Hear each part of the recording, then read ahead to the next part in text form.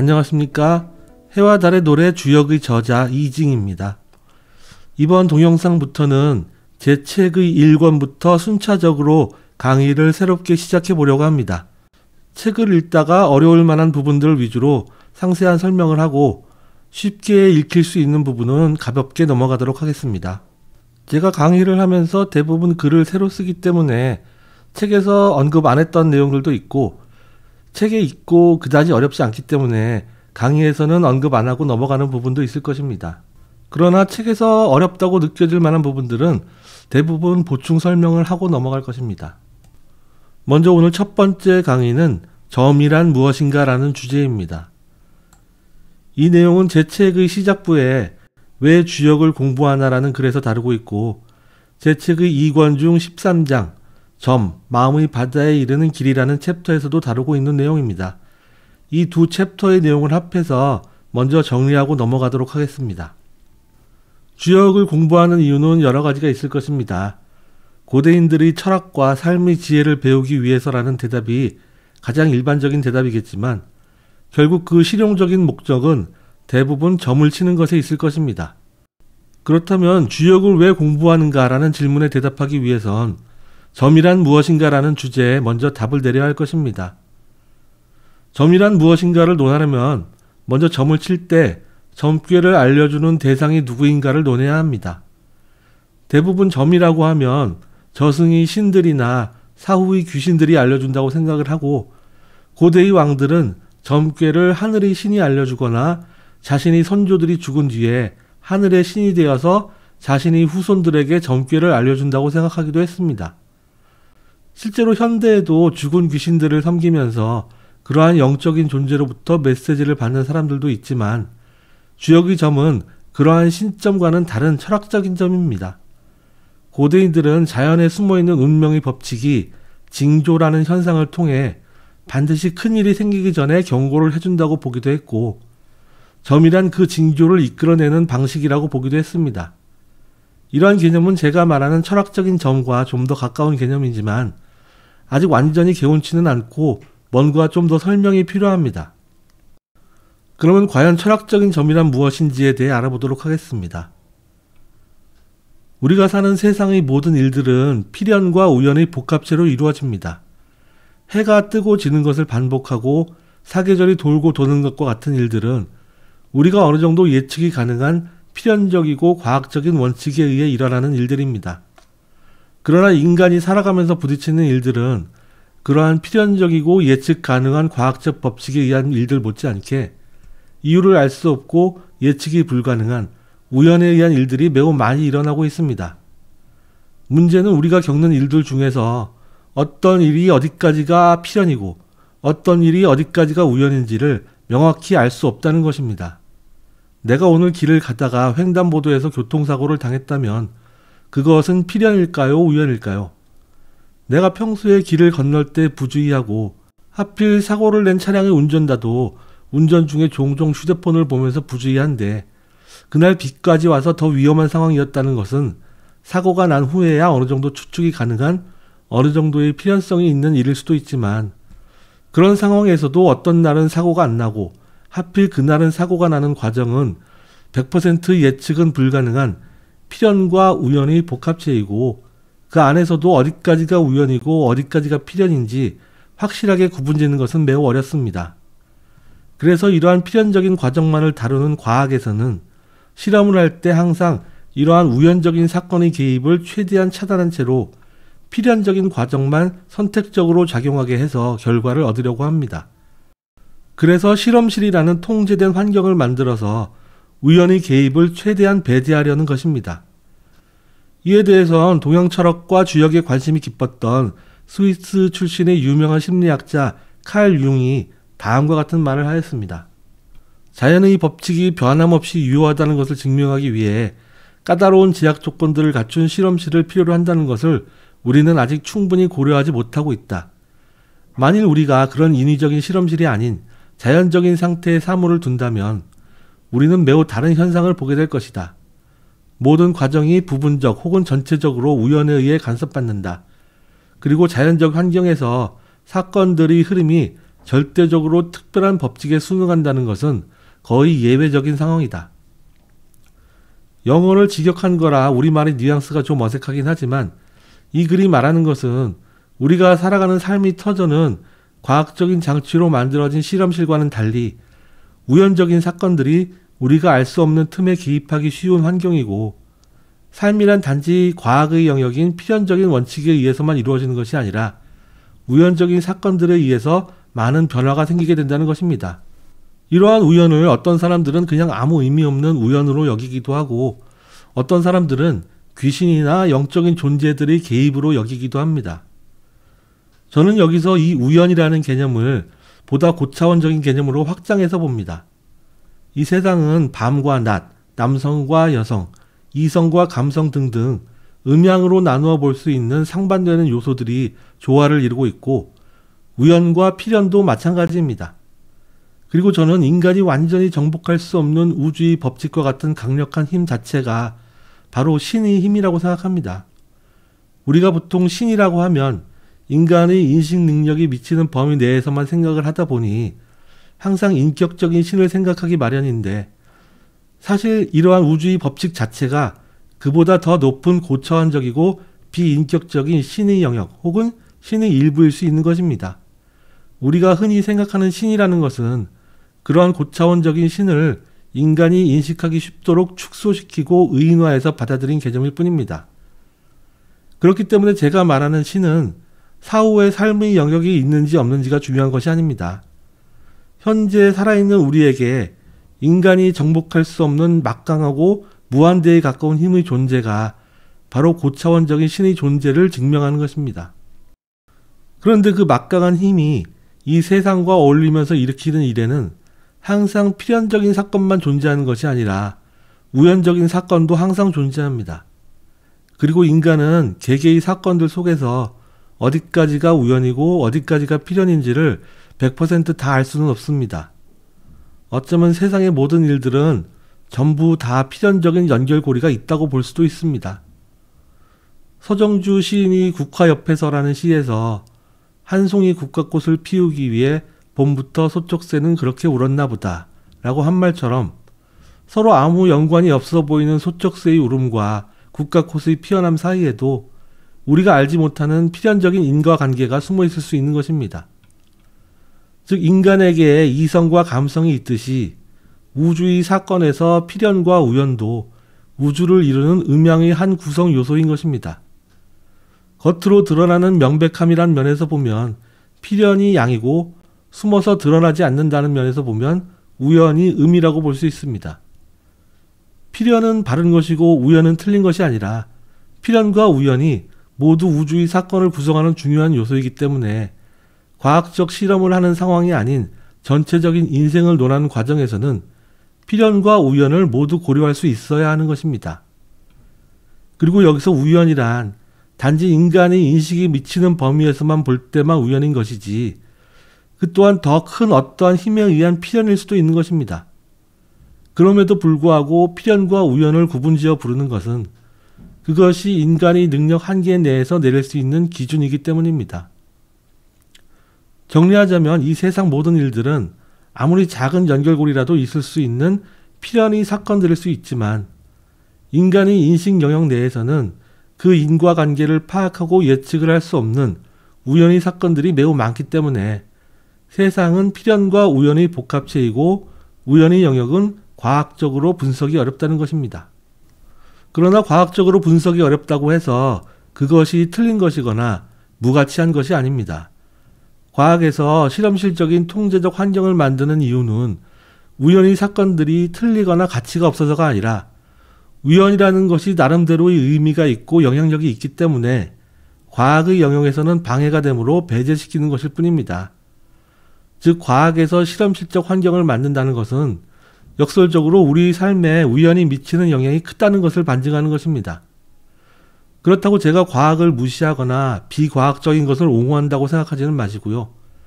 저는 과학이 다루는 영역과 다루기 힘든 영역이 분명히 존재한다는 명백한 현상을 말하는 것일 뿐입니다. 자, 그러면 이제 이렇게 경계조차 모호한 우연과 필연을 우리 인간이 어떻게 활용할 것인지를 생각해 봐야 합니다. 과학의 영역에서는 그 방법이나 목표가 비교적 명확합니다. 앞서 말했듯이 우연히 사건이 개입할 요소를 최대한 방지한 실험실을 만들고 우연히 개입을 최대한 걸어낼 수 있는 실험 모델을 만드는 것입니다. 그러나 우리 인생은 실제로는 수많은 우연이 겹쳐서 일어나는 복합체입니다.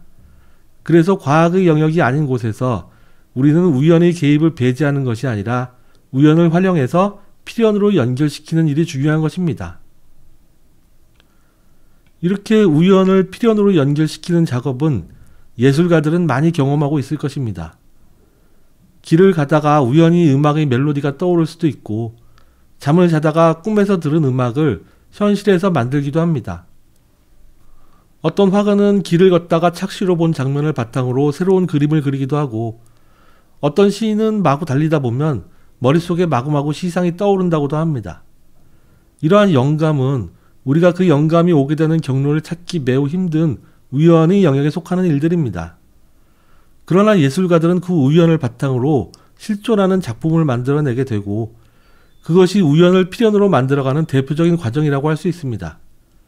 작가는 그 작품에 제목을 붙이고 음악의 경우에는 가사를 붙이기도 하면서 자신이 우연으로 얻은 영감에 살을 붙이고 완성체를 만들어가면서 하나의 의미를 지닌 필연의 결과물을 만들어냅니다. 물론 의도적으로 처음부터 표절을 작성하고 만든 창작물들은 필연을 우연이라고 속인 사기인 것이겠죠. 한편 본인도 모르게 의도치 않게 표절을 하는 경우도 있을 수 있습니다. 이 경우는 사기라고 할 수는 없지만 그것이 처음에 우연이 아니었던 것인데 본인이 우연이라고 착각을 한 것입니다. 제가 점이란 무엇인가에 대해 내린 결론도 바로 이렇게 우연을 필연으로 만드는 과정을 기본으로 합니다. 우리가 점을 칠 때 그 점괘를 얻은 것이 정말 저승에 있는 어떤 신령스러운 존재의 계시인 것인지 아니면 우리가 알 수 없는 어떤 특별한 우주의 법칙이 있어서 얻어지는 것인지 아니면 완전히 우연의 결과인 것인지 아니면 어떤 때는 아무 계시도 없는 우연이고 어떤 때는 진짜 신령스러운 메시지가 내린 것인지 이런 것을 알 수는 없습니다. 물론 정말 특별한 능력을 지닌 영적인 능력자 몇몇 분들은 그런 능력이 있을지 몰라도 대부분의 보통 사람들에게 그것은 알 수 없는 영역의 일이라고 하는 것이 솔직한 결론일 것입니다. 그리고 주역은 그런 특별한 영적인 능력을 가진 사람들만을 위한 책이 아니라 보통 사람들도 읽고 활용할 수 있도록 만든 책입니다.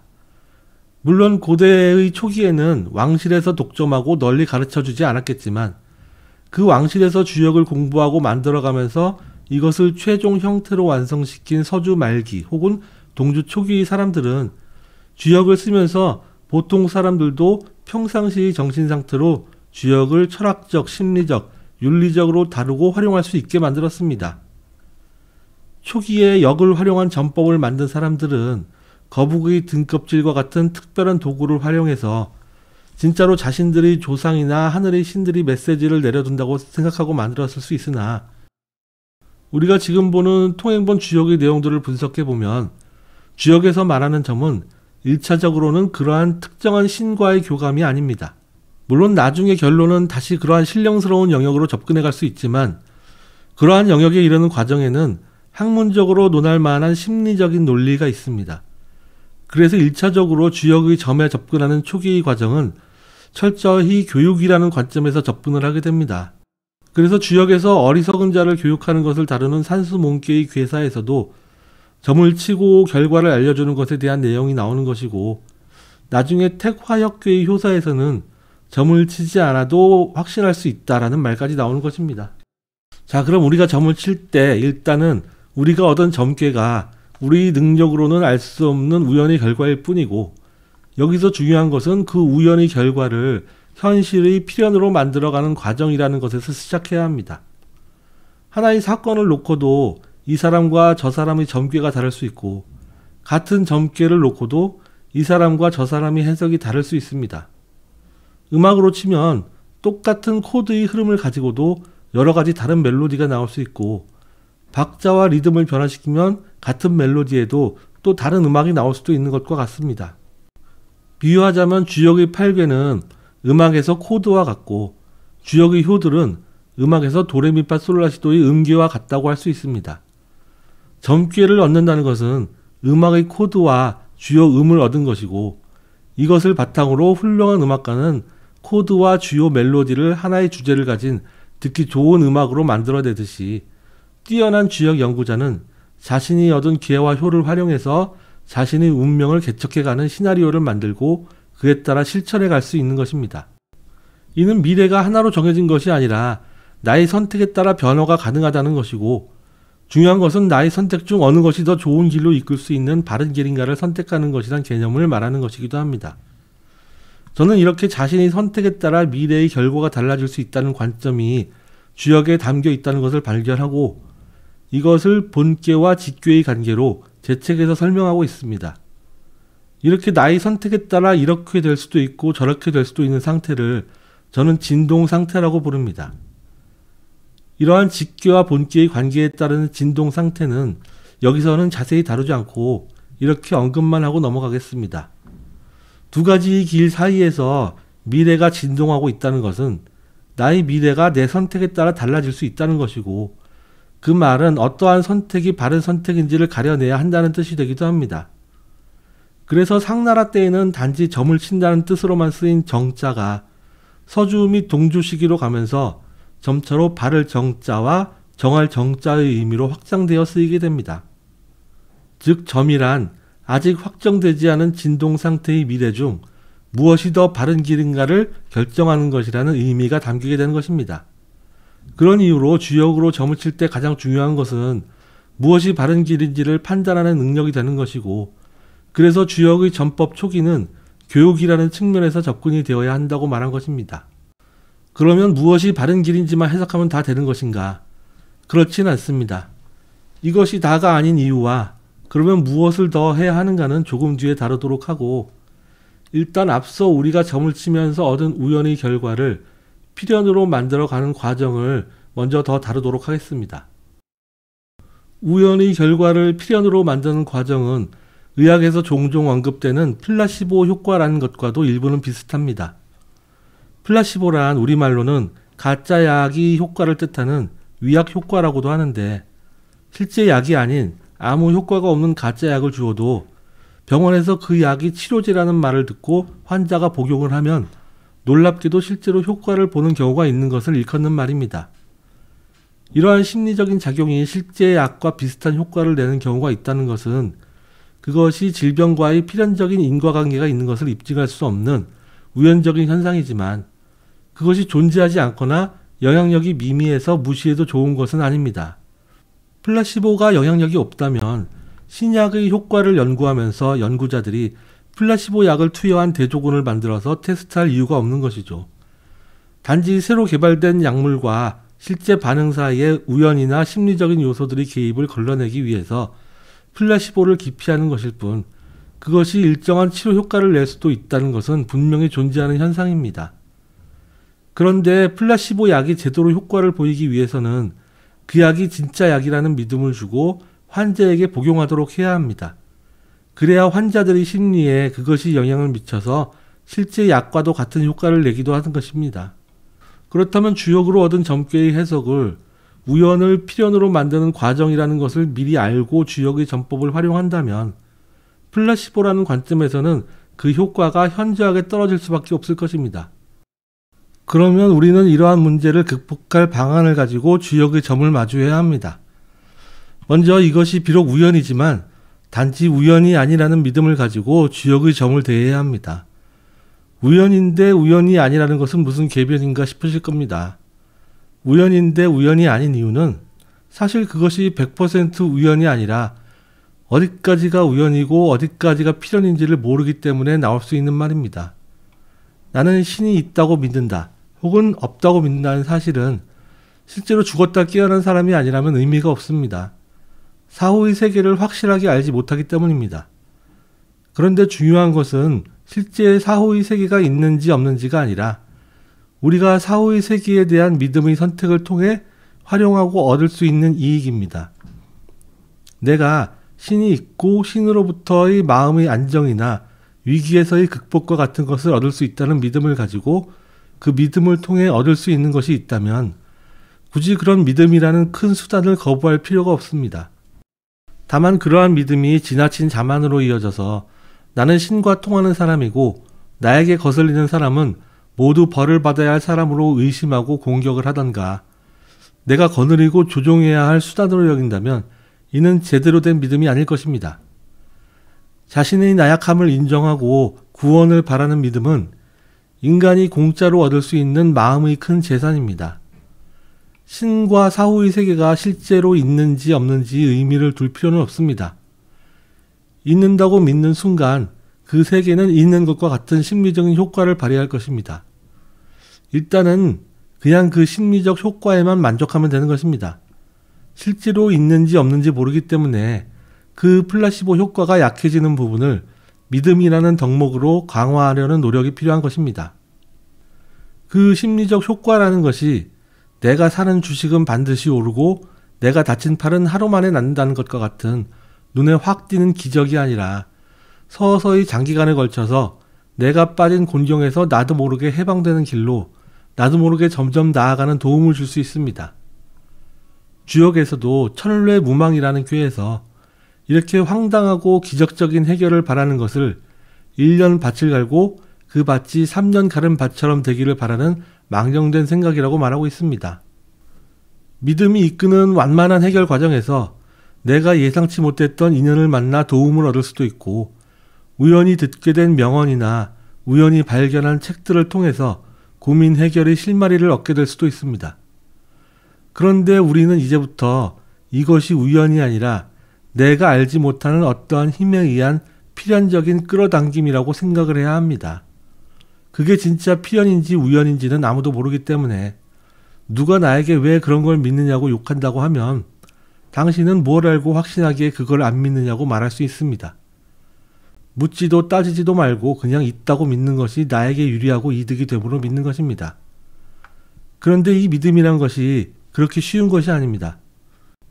앞서도 이러한 믿음이 잘못된 길로 빠지는 자만에 대해서 말했듯이 자칫하면 잘못된 믿음이 오히려 자신을 망칠 수도 있는 것입니다. 그래서 주역에서는 믿음이라는 덕목을 가장 중요시했습니다. 불교는 자비, 기독교는 사랑이라는 덕목을 가장 중시했다면 주역은 믿음이라는 덕목을 가장 중요시하고 그 믿음을 바르게 가지도록 특별히 강조하고 있습니다. 주역에서 믿음에 대해 강조한 내용은 제가 전에 올린 동영상을 참고하시기 바랍니다. 아래 설명란에 그 동영상 링크를 걸어 놓겠습니다. 있는지 없는지 모르는 상태는 50%는 존재할 가능성이 있는 것이고 거기에 나의 믿음을 더해서 내가 우연을 필연으로 만들려는 노력을 한다면 그 노력의 힘으로 50%를 넘어서 70%, 때로는 99%와 같은 가능성을 열 수가 있습니다. 단 그런 믿음으로 타인에게 해를 끼친다면 이는 제대로 된 믿음이 아닙니다. 정리하자면 우연인지 필연인지 모르는 사건을 좀 더 큰 가능성의 필연으로 이어지게 하는 첫 번째 길은 영적인 영역의 에너지에 대한 믿음과 주역의 가르침에 대한 믿음이고 다른 하나는 그 주역의 가르침을 바탕으로 내 앞길을 설계해가는 노력이라고 할 수 있습니다. 제가 영적 에너지라는 표현을 했는데 이것은 의인화해서 표현하면 우리가 흔히 말하는 신이라고 할 수도 있을 것입니다. 이러한 신적인 존재의 실존에 대해서는 이제부터 의심하지 말고 그냥 믿기로 했으므로 이제부터는 더 언급하지 않겠습니다. 다만 저는 이것을 구체적인 의인화된 신이 아니라 에너지와 같은 힘으로 표현을 하고 싶습니다. 그러한 힘이 의인화된 신보다는 보다 쉽게 받아들이고 믿을 수 있기 때문이기도 하고 저는 주역의 점의 결과를 알려주는 우연과 필연의 양쪽 팔을 가진 존재가 의인화된 신이 아니라 바로 우주 자체의 숨겨진 에너지라고 봅니다. 인간의 무의식은 보다 커다란 신이나 에너지와 같은 영역으로 연결되어 있다고 봅니다. 우연과 필연은 서로 분리된 독립된 사건이 아니라 서로 협조하는 양쪽 팔처럼 서로 연결될 수 있는 것입니다. 작은 물줄기가 흘러서 큰 강이 되고 여러 강이 흘러서 모이고 바다로 흘러가듯이 한 인간 각각의 무의식 속에는 이러한 물의 흐름과도 같은 이어짐이 있어서 좀 더 크게는 다른 사람들의 무의식과도 통하는 부분이 있고 결국에는 더 큰 신의 에너지에 해당하는 강물과 바다로 이어지는 흐름이 있습니다. 우리 눈에는 보이지 않지만 내가 들이마시고 내뿜은 공기가 대기 중에 섞여서 다른 생명이 다시 들이마시고 내뱉음으로써 지구상의 생명체를 관통하면서 흐르는 물질적인 공기가 있듯이 정신의 영역에서도 공기와 같은 흐름이 너와 나를 엮고 있지만 우리가 느끼기 힘든 부분들이 있을 수 있는 것입니다. 심리학자 칼 융이 말한 집단 무의식이라는 개념도 이런 개념과 통하는 부분이 있을 것입니다. 이는 물의 흐름에 비유할 수도 있습니다. 예수님, 부처님이나 우리가 모르는 여러 신들은 우리의 무의식보다는 보다 큰 강물이나 바다이고 그 물들이 증발되어 하늘로 올라가 구름이 되고 구름이 다시 비가 되어 내리는 것도 우리의 무의식이 신의 에너지로 통하고 우연의 형태로 필연의 대답을 얻는 과정과 비슷합니다. 그래서 주역으로 점을 치면 누가 답을 주는 것인가 라고 묻는다면 1차적으로는 내가 답을 얻기 원하는 영적인 존재인 것이고 내가 원하는 그 영적인 존재가 우리에게 알려진 예수님, 부처님과 같은 신이 아닌 우주 전체의 영적인 에너지라고 봐도 되는 것입니다. 내가 생각하고 바라는 대로 믿고 그 믿음을 필연으로 만들어가는 과정은 여기서도 똑같이 적용됩니다. 아무도 그게 아니라고 확실하게 말할 수 없으니 나에게 이익이 되는 쪽으로 믿는 것입니다. 플라시보는 그것이 가짜약이란 걸 아는 순간 효과가 없어질 테지만 우리는 영적인 에너지나 신의 존재가 가짜인지 진짜인지 모르기 때문에 우리가 그것을 믿는다면 그 효과를 얻을 수 있는 기회가 있는 것입니다. 이제 중요한 것은 내가 얻은 점괘를 해석하고 실천하는 데는 음악가가 악기를 연습하고 미술가가 그림을 연습하듯이 훈련이 필요하다는 점일 뿐입니다. 그 과정에서 제일 중요한 것은 중도에 맞는 믿음입니다. 궁예처럼 섣불리 남을 의심하지 말고 너무 쉽게 남을 믿지도 말고 믿음의 중도를 지켜야 하는데 이게 너무나도 어렵지만 너무나도 중요하기 때문에 주역에서도 마지막 효사의 마지막 문장으로 믿음을 강조하면서 끝이 나는 것입니다.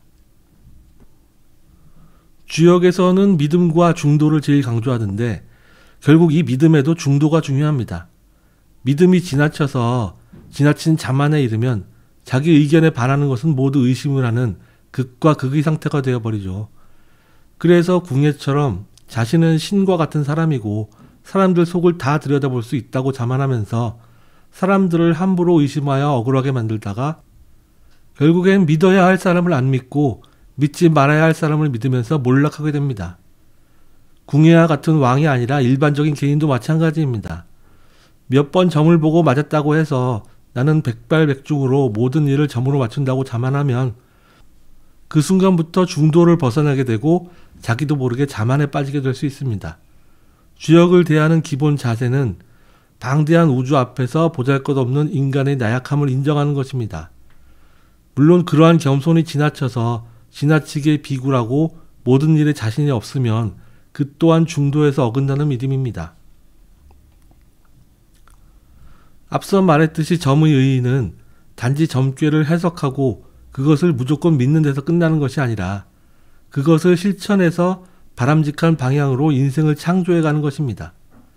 그래서 점괘가 나쁘게 나왔다고 너무 비관할 필요도 없고 점괘가 좋게 나왔다고 너무 기뻐할 수만은 없습니다.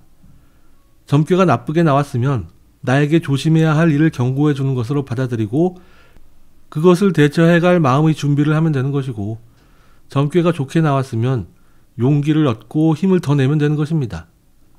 제가 앞서 진동상태라는 개념을 언급하면서 미래는 100% 정해진 것이 아니라 내가 어떤 선택을 하느냐에 따라 달라질 수 있다고 하였습니다. 그러므로 점괘가 좋다 나쁘다 하는 것도 사실은 조건부의 기륭입니다. 실제로 주역의 효사 자체에서 이렇게 하면 기라고 저렇게 하면 흉하다 혹은 남성은 기라고 여성은 흉하다는 식의 조건부의 기륭을 언급한 경우도 종종 나오는데 사실 모든 효사들이 다 이러한 조건부의 기륭이라고 봐야 합니다. 주역의 첫 번째 효사인 중천건교의 초효의 잠룡무룡은 웅크리고 나아가지 말라는 말인데 안에서 내적인 힘을 기르면 기란 것이고 섣불리 밖으로 나가서 힘을 쓰거나 싸움을 벌이면 흉한 조건부의 기류인 것입니다. 모든 효사들이 이런 식으로 조건부의 해석이 가능한 것입니다. 하늘이 신이 있다고 해서 내가 궁금해한 모든 일들에 다 정답을 내려준다고 생각하면 안 됩니다. 하늘이 신은 대하 드라마 시나리오를 쓰는 작가라면 개개의 인간은 그 드라마 속의 등장인물인데 작가가 등장인물의 배역을 지시할 수는 있어도 등장인물의 뜻에 맞춰서 자신의 뜻과 다른데도 자신의 각본을 변경할 리도 없고 그러한 각본의 흐름에 영향을 미치게 할 정도로 어느 한 사람에게 자신의 모든 시나리오를 알려줄 리도 없습니다. 그렇게 신이 모든 걸 알려줄 정도 혹은 우주와 내 무의식이 하나가 되어서 점을 치지 않아도 확실히 알 수 있는 경지에 도달하기 위해서는 오랜 시간 제가 앞서 제시한 것과 같은 훈련이 필요한 것입니다. 주역에서 제시한 근본적인 가르침에 맞게 점괘를 해석하고 우연을 필연으로 만드는 노력을 계속하다 보면 어느 순간 자신도 모르게 강물이 흘러 바다에 이르듯이 보다 큰 영혼의 바다에 이르게 될 것입니다. 제 책 표지에 제가 이미지의 강을 타고 마음의 바다에 이르다 라는 문장을 써놓았습니다. 여기서 마음의 바다는 개개인의 마음과 영혼이 하나로 합쳐져서 너와 나의 구분이 없어지는 영혼의 경지를 뜻합니다. 불교에서 말하는 열반이나 칼 융이 말한 집단 무의식과도 통하는 부분이 있습니다. 아직 보통의 사람들은 그 바다에 이르지 못하고 작은 개개의 물줄기로 흘러가거나 무언가에 막혀서 고여있는 상태이지만 그 와중에서도 일부의 물은 증발하여 하늘로 올라가 구름이 되고 다시 비가 되어 내리기도 하고 물이 더해져서 흐름이 빨라지면서 큰 강으로 합쳐지고 결국 바다로 흘러가기도 하듯이 반드시 바다에 이르지 않아도 바다 혹은 다른 강물과 소통할 수 있는 방법이 있고 그 방법을 통해 우리는 점점 더 바다로 가까이 다가가게 되는 것입니다. 내가 지금 마시는 컵 속의 물 한 방울은 어쩌면 아주 오래전 이집트의 클레오파트라가 흘린 눈물 한 방울일 수도 있습니다. 이에 대해서 챗 GPT에게 물어보니 챗 GPT도 아주 놀라워하네요. 내가 지금 마시는 물 한 방울이 수천 년 전 다른 누군가 흘린 눈물 속의 물 한 방울일 수도 있을까? 완전히 가능해. 지구의 물은 순환하면서 끊임없이 형태를 바꾸지만 총량은 거의 일정하게 유지돼. 수천 년 전 누군가 흘린 눈물 한 방울이 증발해 구름이 되고 비가 되어 강과 바다로 흘러가고 다시 정수 과정을 거쳐서 우리가 마시는 물이 될 수도 있어. 물을 구성하는 분자 하나하나가 수많은 생명체를 거쳐갔을 가능성이 높아. 그러니까 내가 지금 마시는 물 한 방울 안에는 과거의 어느 순간 누군가의 감정이 녹아있던 눈물 한 방울이 포함되어 있을지도 몰라. 이건 정말로 지구가 우리 모두를 연결하는 방식 중 하나야. 고마워. 나도 그렇게 생각해. 멋진 생각이야. 물 한 방울에도 수많은 이야기와 역사가 담겨 있다고 생각하면 세상이 더 신비롭게 느껴지지 않아? 와, 챗 GPT 발전이 진짜 놀랍네요. 단지 논리적으로 생각만 하는 것이 아니라 새로운 생각에 대한 감정적인 놀라움과 공감대의 표현까지 이렇게 한다는 게 정말 대단한 것 같습니다. 물이 증발해서 하늘로 올라가면 구름이 되고 이 구름이 다시 비가 되어 땅으로 내리는데 이렇게 물이 하늘로 올라가는 것은 사람이 하늘에게 바라는 기원의 상징이 될 수 있고 비가 땅으로 내리는 것은 하늘이 사람에게 내려주는 해답의 상징이 될 수 있습니다.